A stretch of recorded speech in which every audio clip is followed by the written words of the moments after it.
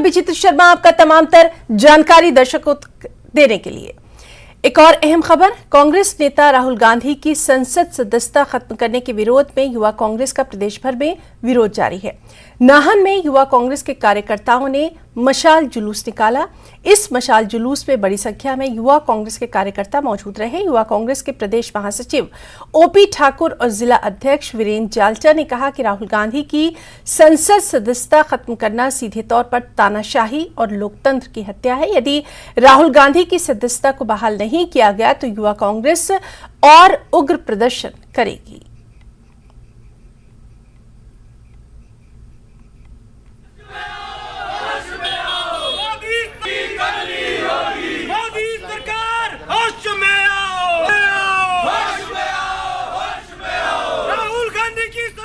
ये से जो हमारे राहुल गांधी जी है उनको जो उनकी जो सांसद की सदस्यता जो उनसे छीनी गई है उसके विरोध में युवा कांग्रेस आज प्रदर्शन कर रही है।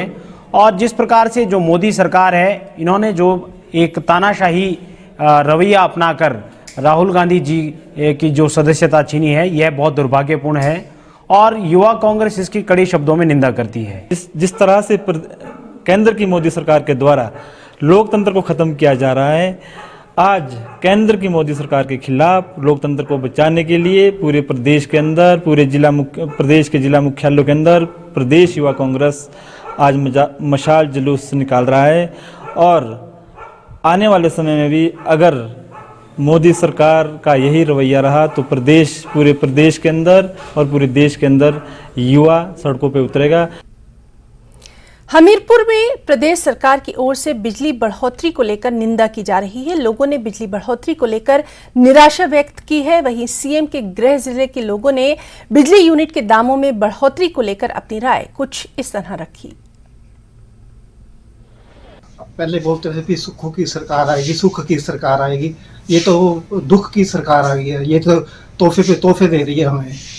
पहले इन्होंने पेट्रोल के रेट बढ़ाए, अब इन्होंने बिजली के फ्री तो क्या करनी थी उन्होंने और 300 यूनिट बोला था इन्होंने फ्री देनी, वो भी दे नहीं पाए। सो अपने ये सुख की सरकार नहीं, ये दुख की सरकार है, मैं यही कहूँगा। सर सरकार तो पहले अपने वायदों से मुकर रही है।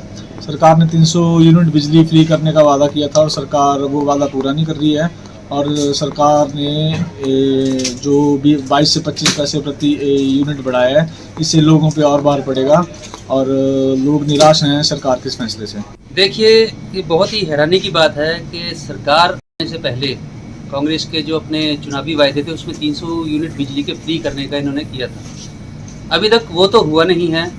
उल्टे जो भाजपा के 125 यूनिट फ्री भाजपा सरकार के दौरान दी जा रही थी उसमें भी इन्होंने जो 22 से 25 पैसे प्रति यूनिट में बिजली की दरों में बढ़ोतरी कर दी है। ये बहुत ही दुर्भाग्यपूर्ण है और इससे साफ पता चलता है कि कांग्रेस की ये जो सरकार है ये अपने वायदों से धीरे धीरे मुकर रही है। वो वैसे ही झूठे वादे करते हैं। बिजली पहले बोला कि वो सस्ती कर देंगे, तो अब जैसे कि आप खुद ही जानते हो कि बिजली महंगाई काफ़ी कर दी है। जैसे 300 की 400 यूनिट बिजली जो देने के फ्री की बात कर रहे थे, तो अब उन्होंने ज़्यादा महंगाई कर दी है। इससे क्या हो रहा है जी कि जो हमारे गरीब परिवार का सदस्य है उनको ज़्यादा दिक्कत हो रही है। तो ये बात है कि सरकार को सोचना चाहिए, हमारे बारे में सोचना चाहिए और पूरी जनता के बारे में सोचना चाहिए कि वो कुछ करे, कुछ अच्छा काम करे। एक और अहम खबर, शिमला के राज्य सचिवालय में 4 अप्रैल को सुक्खू कैबिनेट की अगली बैठक होना है। इस बैठक की अगुवाई सीएम सुक्खू करेंगे। बैठक में कई अहम और बड़े फैसलों पर मुहर लग सकती है।